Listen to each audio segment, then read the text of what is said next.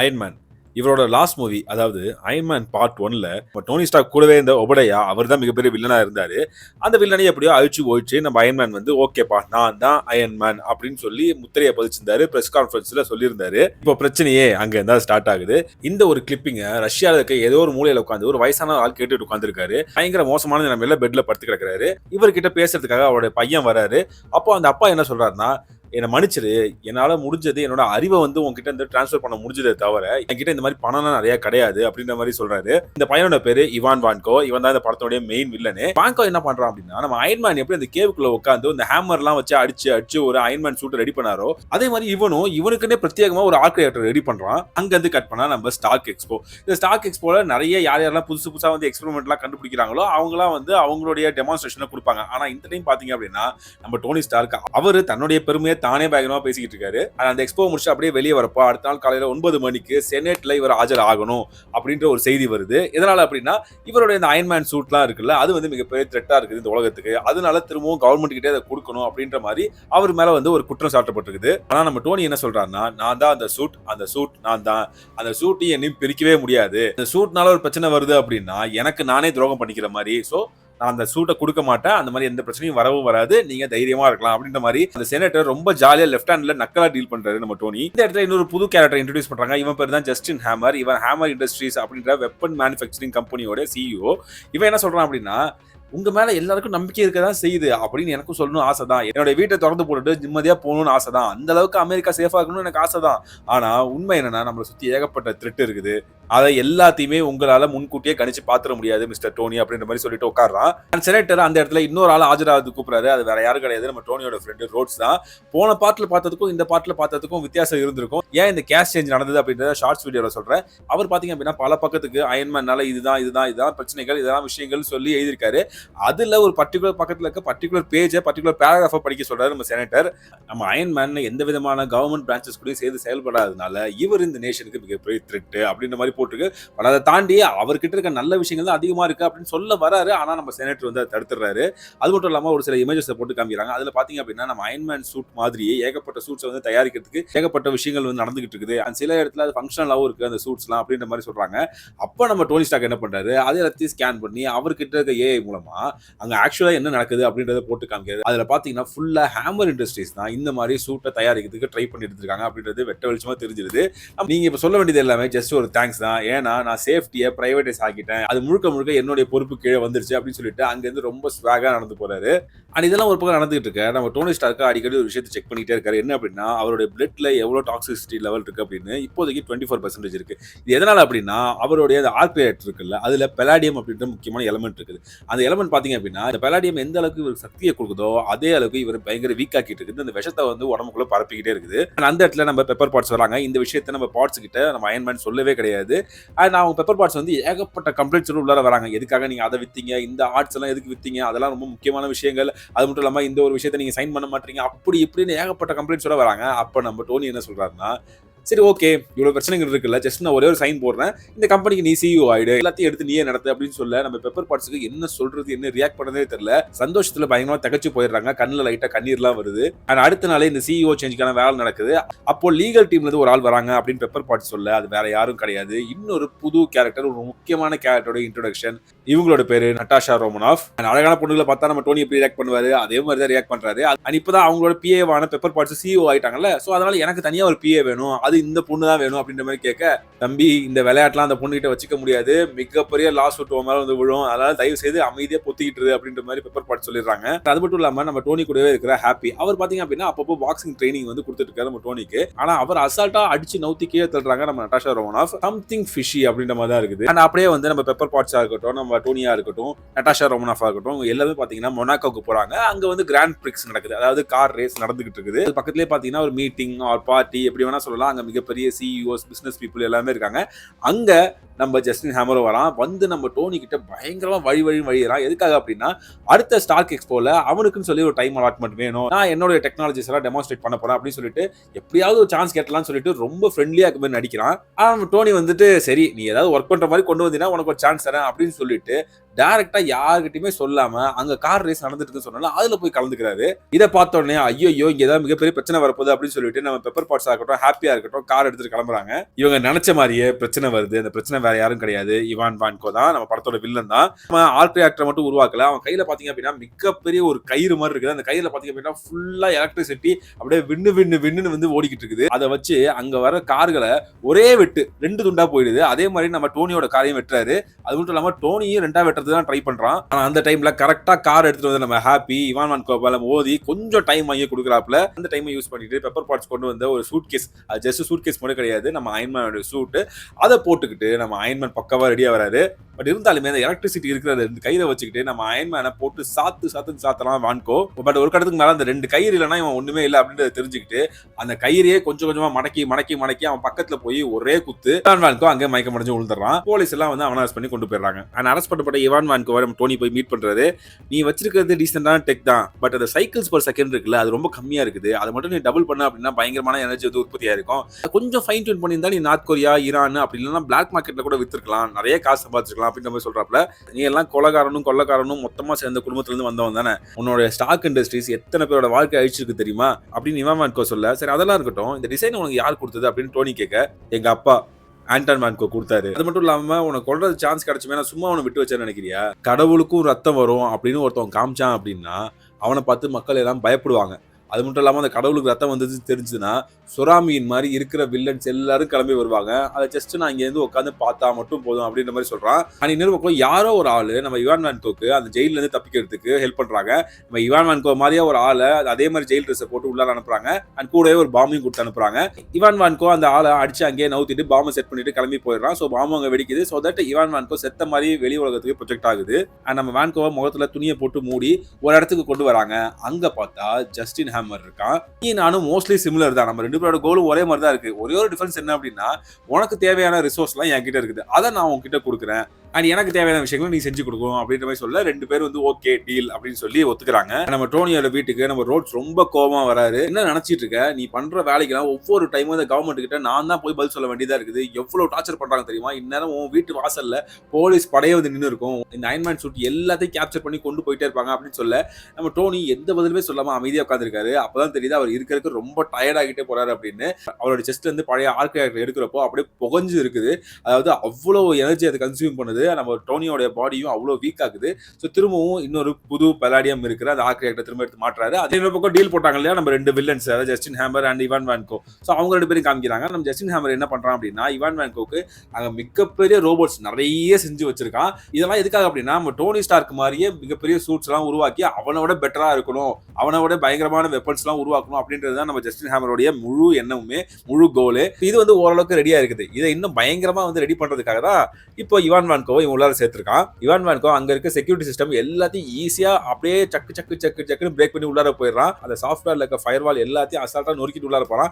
இதை பாக்குறப்போ லைட்டா ஜஸ்டின் ஹேமருக்கு கொஞ்சம் வயிற்று கலக்க தான் செய்யுது. பட் வேற வழி இல்லை, இவன் தானே வேலையை முடிப்பான் அப்படின்னு சொல்லிட்டு கம்முன்னு இருக்காப்ல.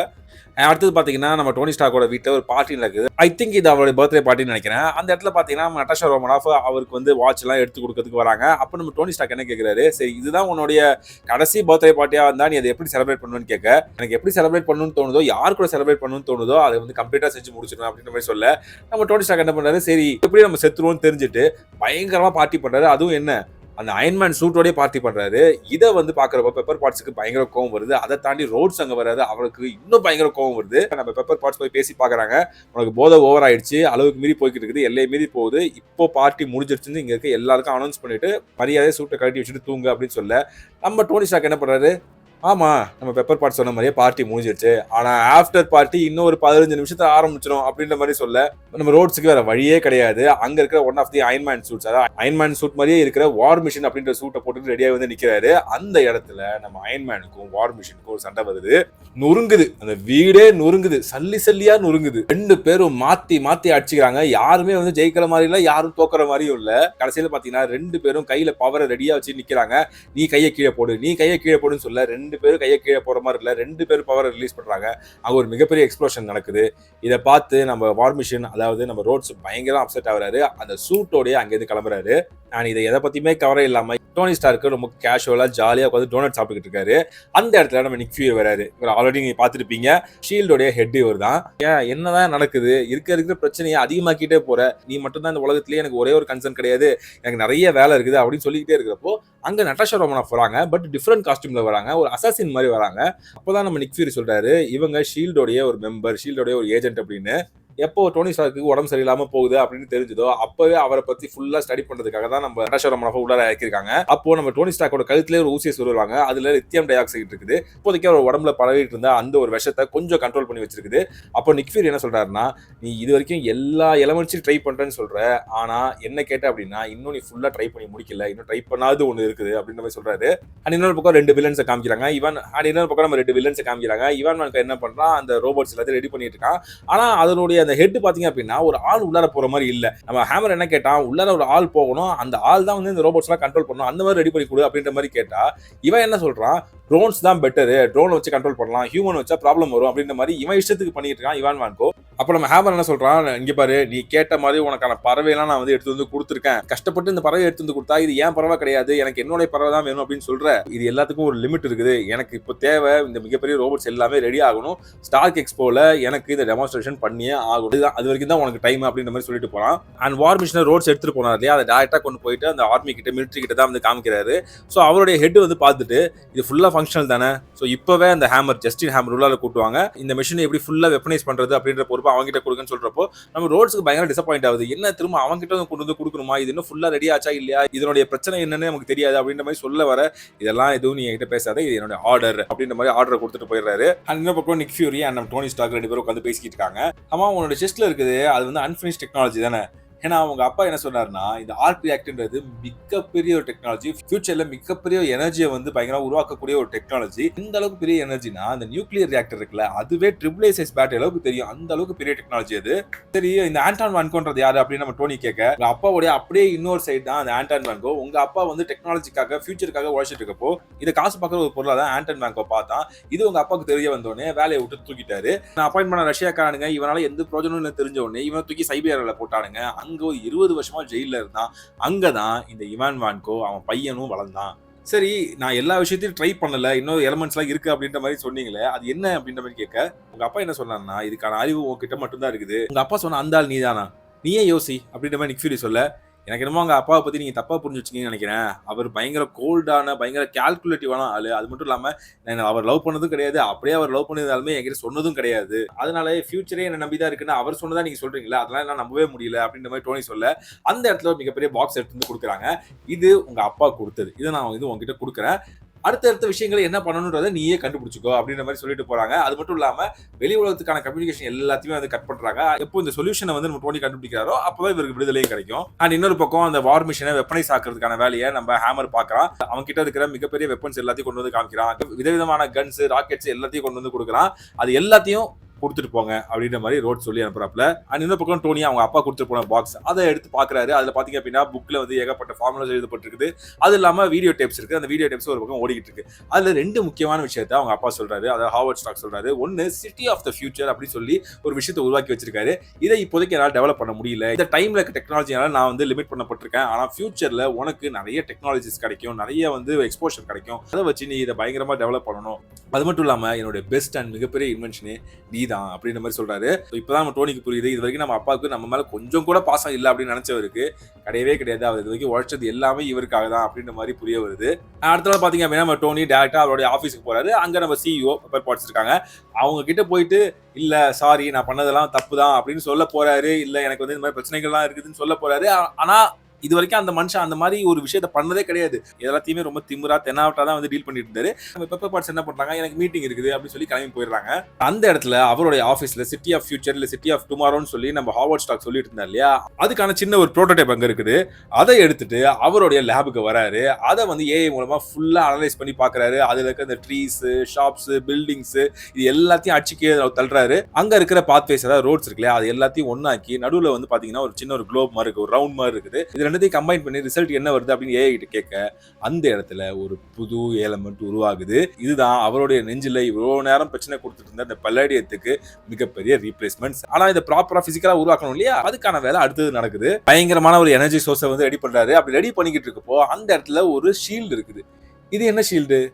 கேப்டன் அமெரிக்காவோட ஷீல்டு. அந்த இடத்துல ஏஜென்ட் கோல்சன் தான் வந்து இந்த ஷீல்டு ஏதோ ஒன்று இருக்குது அப்படின்ற மாதிரி பாக்குறாரு. அது மட்டும் இல்லாம என்னோட வேலை இங்க முடிஞ்சிருச்சு, எனக்கு வேற ஒரு இடத்துல வந்து வேலையை அசைன் பண்ணிருக்காங்க, நான் கிளம்பி போறேன் அப்படின்னு சொல்லிட்டு கை கொடுத்துட்டு கிளம்பி போயிடுறாரு. இப்போ நம்ம டோனி ஸ்டார்க் என்ன பண்றாரு, அந்த இடத்துல மிகப்பெரிய ஒரு எனர்ஜி சோர்ஸ் ரெடி பண்றாரு. அதை அங்க இருக்கிற ஒரு பிரிசம் மூலமா வந்து டைரக்ட் பண்ணி அங்க இருக்கிற ஒரு மெட்டல்ல செலுத்துறாரு. அந்த எனர்ஜி சோர்ஸ் பாத்தீங்கன்னா அவ்வளவு ஸ்ட்ராங்கா இருக்குது. அங்க இருக்க செவுரு எல்லாத்தையும் பொழக்குது, இருக்கிற எல்லா மெட்டல் எல்லா வுட்டு எல்லாத்தையும் ரெண்டு துண்டா இருக்குது. அந்த ஒரு எனர்ஜியை அந்த மெட்டல் அந்த ஒரு ட்ரையாங்கிள் வந்து வாங்கிக்குது. வாங்கினதுக்கு அப்புறம் பயங்கர ஹாட்டா பயங்கரமா வந்து ஜொலிக்குது. இப்போ உருவானது வேற எதுவும் கிடையாது, கான்செப்டா நம்ம டோனி ஸ்டார்க் கையில இருந்த அந்த புது எலமெண்ட். அண்ட் இன்னொரு பக்கம் அந்த திரும்ப 2 வில்லன்ஸ் காமிக்கிறாங்க. நம்ம ஹேமர் என்ன பண்றான், ஜாலியா கோல்ஃப் விளையாடிட்டு இருக்கான். ஸ்டார்க் எக்ஸ்போல எப்படியும் நம்ம கலக்கிடுவோம் அப்படின்னு. சரி எதுக்கு ஒரு டைம் கன்ஃபார்ம் பண்ணிக்கலாம் அப்படின்னு சொல்லி வான்கோக்கு ஃபோன் பண்ணி கேட்டா, இல்ல டெமான்ஸ்ட்ரேஷன்லாம் பண்ண முடியாது, ஜஸ்ட் பிரசன்டேஷன் மட்டும் தான் பண்ண முடியும், வேணா வந்து இந்த ரோபோட்ஸ்லாம் வந்து சல்யூட் பண்ணி காமிக்கும் அப்படின்ற மாதிரி ரொம்ப நக்கலா சொல்றான். அப்ப ஹேமருக்கு பயங்கர கோவம் வருது. டைரக்டா ஆஃபீஸுக்கு வரான். கொடுத்த பறவையா இருக்கட்டும், பெட்டா இருக்கட்டும், தலகாணியா இருக்கட்டும், ஷூஸா இருக்கட்டும், எல்லாத்தையும் எடுத்து போட்டு உன் பொருளை திரும்ப உங்ககிட்ட இருந்து வாங்கினா எவ்வளவு கோவம் வருது. அதே மாதிரிதான் என் பொருளை வச்சுட்டு நீ விளையாடிக்கிட்டு இருக்க. ஆனா ஒரு நல்ல விஷயம் என்னன்னா, இப்போதைக்கு அந்த வார் மிஷின் என் கையில இருக்குது. அதுதான் மெயின் பிக்சரா நான் வந்து காட்ட போறேன். ஆனா அந்த எக்ஸ்போ முடிச்சுட்டு திரும்ப நான் இங்க வருவேன். போட்டு அந்த அக்ரிமெண்ட் என்னன்றதை திரும்ப பாக்குறோம். நான் கேட்ட விஷயத்தை நீ செஞ்சு கொடுத்துதான் இந்த இடத்துல இருந்து கிளம்புற. அது வரைக்கும் இங்க 2 பாடி கார்ட்ஸ் நிக்கிறாங்கல்ல, அவங்க 2 பேரும் உனக்கு காவல் இருப்பாங்க, அவனுங்க கிட்ட வம்பு வச்சுக்காத அப்படின்ற மாதிரி சொல்லிட்டு கிளம்புறான். அவன் சொல்லிட்டு போனா அடுத்த செகண்ட் நம்ம டோனி ஸ்டார்க்கு டைரக்டா நம்ம வான்கோ கால் பண்றான். தேங்க்ஸ்பா, ஒரு செகண்டுக்கு சைக்கிளை டபுள் பண்ணுன்னு சொன்னீல, சூப்பர் ஐடியா. அதை வச்சு நான் சூப்பரான டெக்னாலஜிலாம் உருவாக்கிட்டேன். உங்க அப்பா என்னுடைய ஃபேமிலிக்கு கிட்டத்தட்ட 40 வருஷமா கொடுத்த வழியை உனக்கு 40 நிமிஷத்துல கொடுக்க போறேன், நரகத்தை கொடுக்க போறேன் அப்படின்ற மாதிரி சொல்லிக்கிட்டே இருக்க. இவன் எங்க இருக்கான் அப்படின்றத டோனி ஸ்டார்க் ட்ராக் பண்ண ட்ரை பண்றாரு. பட் கடைசி நேரத்துல இந்த சிக்னல் கட் ஆயிடுது. ஒரு கட்டத்துல புரிஞ்சுக்கிறாரு நடக்க போற ஸ்டார்க் எக்ஸ்போல தான் ஏதோ ஒரு பிரச்சனை நடக்க போகுது அப்படின்னு. இன்னொரு பக்கம் ஸ்டார்க் எக்ஸ்போ காமிக்கிறாங்க. நம்ம ஹேமர் என்ன பண்றான், அவனுடைய அந்த டெக்னாலஜிஸ், அதாவது இந்த ரோபோட்ஸ் எல்லாத்தையும் வந்து காமிக்கிறான். இது வந்து ஆர்மி, இது வந்து நேவி, இது வந்து ஏர்ஃபோர்ஸ், இது மெரீன் அப்படின்ற மாதிரி எல்லாத்தையும் பயங்கரமா வந்து இன்ட்ரோடியூஸ் பண்றான். அண்ட் இது எல்லாத்தையும் கண்ட்ரோல் பண்றதுக்கு ஒரு ரோபோ வேணும், அந்த ரோபோக்குள்ள ஒரு மனுஷன் வேணும். அது வேற யாரும் கிடையாது, வார் மிஷின் அண்ட் ரோட்ஸ் தான். இது ஒரு பக்கம் நடந்துகிட்டே இருக்க. பிரச்சனை வரும் தெரிஞ்சுக்கிட்டு நம்ம டோனி ஸ்டார்க் டைரக்டா உள்ளார வராரு. வந்து அந்த வேங்கோ எங்க இருக்கான் அப்படின்ற மாதிரி ஹேமர் கிட்ட கேட்க, வேங்கோவா அப்படின்னா யாரு, அதெல்லாம் எதுவும் தெரியாது அப்படின்ற மாதிரி நடிச்சுக்கிட்டு இருக்க. இன்னொரு பக்கம் நம்ம ரோட்ஸோடைய அந்த வார் மிஷின் இருக்கு இல்லையா, அதை வந்து சாஃப்ட்வேர் மூலமா கண்ட்ரோல் எடுக்கிறான் நம்ம வேங்கோ. அதை மட்டும் கண்ட்ரோல் எடுக்கல, அங்க இருக்க ரோபோட்ஸ் எல்லாத்தையும் கண்ட்ரோல் எடுக்கிறான். சோ இங்க மிகப்பெரிய ஒரு பிரச்சனை நடக்க போகுது. நம்ம ஸ்டார்க் என்ன பண்றாரு, இங்க இருந்தா மக்களுக்கு பிரச்சனை, சோ நம்ம இந்த இடத்த விட்டு வெளியே போயிடலாம்னு சொல்லிட்டு அவர் ஃபர்ஸ்ட் எஸ்கேப் ஆகி போக அவரை ஃபாலோ பண்ணிக்கிட்டு அங்க இருக்க ரோபோட்ஸ் எல்லாம் பின்னாடி வருது. நம்ம வார் மிஷினும் பின்னாடியே வருது. பயங்கரமான வான வெடிக்கைகள், அதாவது பயங்கரமான ஃபைட்ஸ் நடக்குது, பயங்கரமான டமால் டிமில் நடக்குது. அங்க ஒரு சின்ன பையன் மேல ஃபோக்கஸ் பண்ணி அங்க இருக்க மிஷின் வந்து அடிக்க போக அதை அசால்ட்டா நம்ம அயன்மேன் வந்து அடிச்சு நொறுக்குறாரு. ஒரு பக்கம் நடந்துகிட்டு இருக்க, ஆஹா நிலைமை நம்ம கண்ட்ரோல மீறி போகுது அப்படின்னு சொல்லிட்டு எப்படியாவது திரும்ப இந்த சாஃப்ட்வேர்லாம் கண்ட்ரோலுக்கு எடுத்துக்கணும் அப்படின்னு சொல்லி நம்ம ஹேமர் வந்து ட்ரை பண்றான். ஆனா யாராலையும் முடியல. அப்புறம் நம்ம நட்டாஷா டைரக்டா அங்க வந்து நம்ம ஹேமரோட கையை பிடிச்சி நசுக்கி அந்த வேங்கோ எங்க இருக்கான்னு சொல்லு அப்படின்னு கேட்க, என்னோட ஆஃபீஸ்ல இருக்கான்னு சொல்ல டைரக்டா நம்ம ஹாப்பியா இருக்கட்டும், நம்ம நட்டாஷா ரோமனோஃப் ஆகட்டும் கார்ல அங்க கிளம்புறாங்க. போனது மட்டும் கிடையாது, அங்க இருக்கிற செக்யூரிட்டி கார்ட்ஸை டப்பு டிப்புன்னு வந்து அடிச்சு நொறுக்குறாங்க நட்டாஷா ரோமனோஃப்.